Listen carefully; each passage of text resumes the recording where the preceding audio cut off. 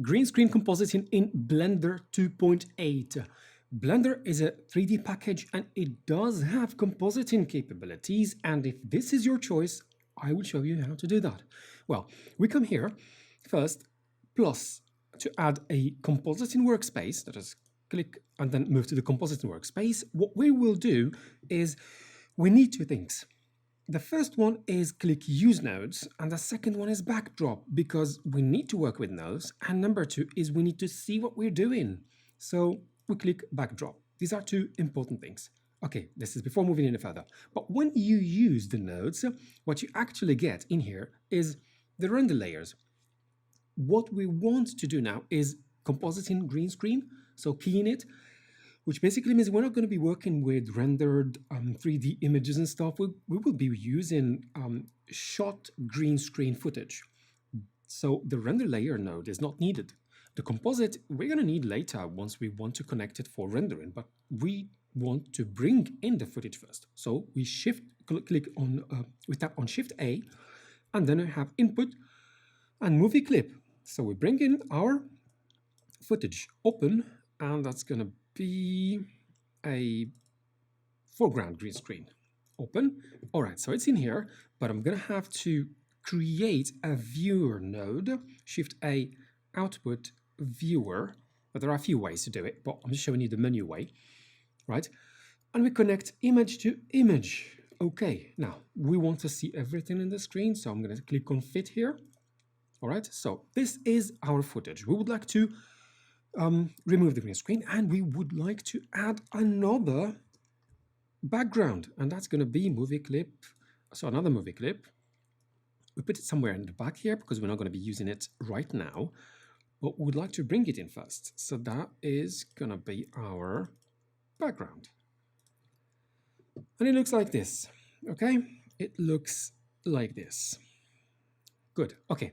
What do we want to do now? Right, there are a few things that I want you to take into account when compositing green screen, when keying green screen, right, before compositing, when keying it.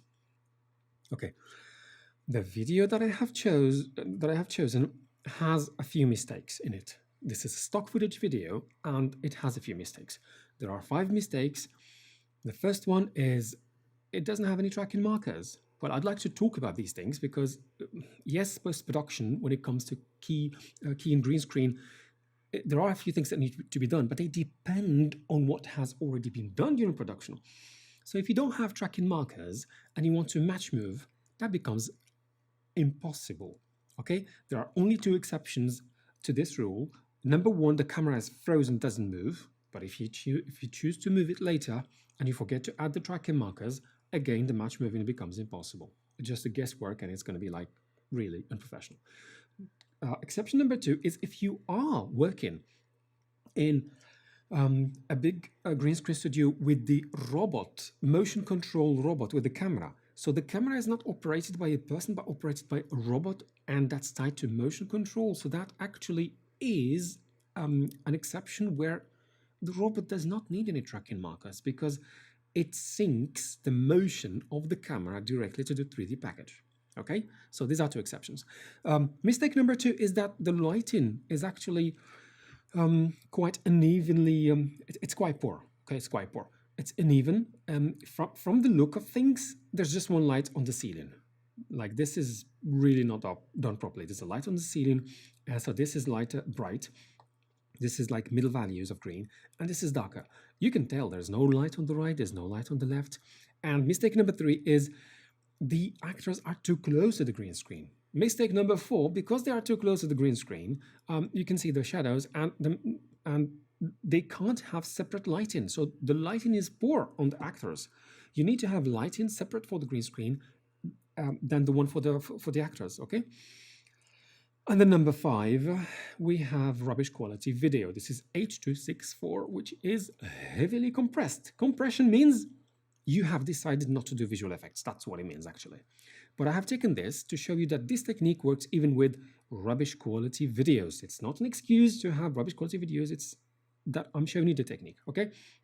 Compression is the enemy of visual effects, is the enemy of green screen keying, because compression, with compression, you lose image information, you lose color information, and keying is all about color, right? Okay, so we close this bracket about the mistakes. I have deliberately chosen this stock footage because it has is rich in mistakes, and that's something that we may be facing once we talk about this. Okay, first step, when we key, what do? Okay, because we have taken this video that has this full of mistakes, one of the mistakes is the fact that you have uneven lighting. We are going to have to deal with different types of green. This is bright, this is like middle values, plenty of values, and then this is dark, this is shadows. I have to deal with all of this. If I'm going to ask my keyer in Blender to do everything, it's going to be asking too much. So if I'm going to ask the keyer to remove all sorts of green, it is going to do it, but it's going to do it from the matte as well, because guess what? With all sorts of mistakes, the fact that they are very close to the green screen background, that means they are spill. And the spill on, for example, this black costume is not bright green, it's dark green. So if I take away this, I'm going to take away color information from here, creating transparency. And it is going to be more obvious when we look at the shirt. The white shirt is taking some of the colors. And this is like brighter reflection, but it's something we need to take into account. So again, back to that one of 5 mistakes where they are too close to the background. You need to be meters away from the green screen so that you avoid spill. Yes, it's not even when you're shooting, you're not going to avoid it 100%, like eliminate it, because if the shoes are shiny, so you're going to have it, even if it's 6 meters away, it's going to be shiny and it's going to reflect. Right? So it does reflect. Some objects do reflect. We have to live with that. So it needs to be rotoscoped or garbage man or whatever. It needs to be worked on separately. So in this case, what do we need to do? We need to address the variation of green. The motion of these actors needs to be defined. So what are the areas they need? What are the areas they don't need? Well, in this case, the camera doesn't move, so we know that they are going to be using they're just standing where they are. Okay, cool. This means I am able now to create a garbage mat. This is step number 1. Why do we create a garbage mat? It's a mask. We're going to mask to eliminate the greens that we don't need. And we tend to, if it's poorly lit, we tend to have darker greens in the corners. So what we need to do is create a garbage mat. How do we do that? Well, let's come down here and we're going to choose from in here, we have render result. We don't want to have the render result. We want to have the viewer node. So now I am creating the garbage mat. Step number 1 is come down here and select the viewer node so that we get this the feed from the viewer node, from this viewer node. Okay, we get it here. Once we have it here, we are going to change this from view to mask. Okay, once we have it in here, we create a new mask and we can call it garbage mat. Garbage mat. Okay, we tap enter and we're going to press Control and start drawing the shape that we need. Okay, in this particular case, I'm going to use the area where they're going to move. Now, once you're done, you just need to press, well, you get a bit closer, and you press Alt C, and that closes your mask. What have we just done? We have created a mask. Have we created a garbage mat? Yes and no. Yes, we created the mask that is the input for the garbage mat, but we haven't really created the garbage mat as such. So let's come up here and create the garbage mat based on this mask. So we come here and Shift A, we come, oh, you could go to search and just go straight to mask, and we click here. This is one mask. Okay, from here, we can easily tell that when we click on this, we have from drop down menu, we've got already the mask we have created. It's called garbage mat. Right, we click on this one and we're going to connect it. Connect image.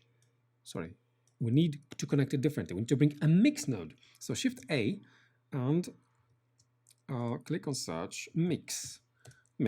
Okay, I need to mix this original image with my mask so that I'm able to see the masked output, the garbage matte. Okay, how do we do that? We connect the mask to the FAC, to the factor, and we connect the image to the image.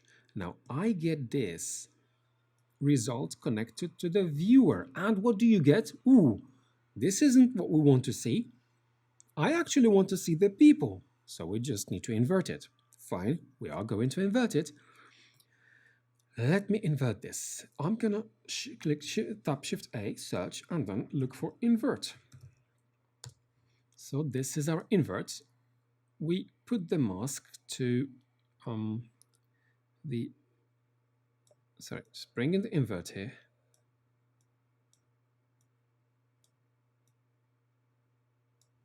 Okay, once we bring it in, it connects the color to the factor, and we have inverted it. Now, what is this in here?